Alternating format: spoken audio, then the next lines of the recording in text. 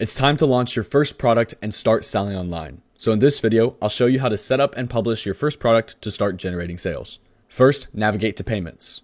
From here, we can navigate to products in the top toolbar.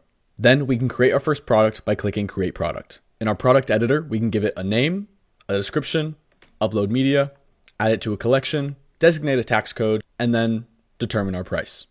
Once you've filled in all of this information, then you can go ahead and click Save. Now we can see our product from our product screen, and we can use this product across the account.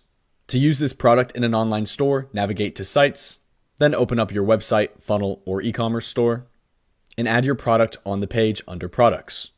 We can add our product by clicking Add Product, selecting our product, selecting the price, and then clicking Save.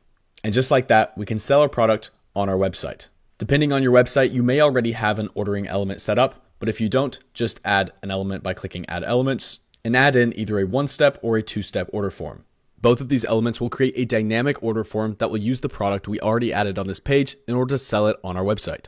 For example, here we can see a one-step order form, which when added onto our website will collect information like the name, email address, phone number, shipping, and payment information in order to sell this dynamic item, which we added from our website or funnel settings. We can adjust this just like any other element by selecting the element and then customizing it on the right-hand side. Here we can designate what our sale actions are. For example, if we want a customer to go to another website URL or another step in our funnel after they've checked out.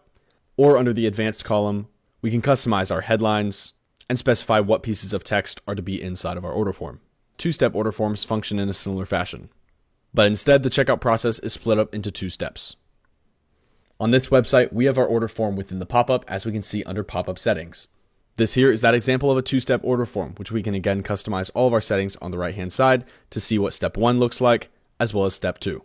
We can then save, publish, and preview our website page with our checkout process. And just like that, on our website, we can check out with this product and view it online.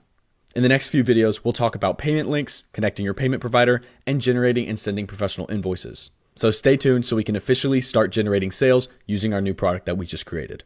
Thanks for watching.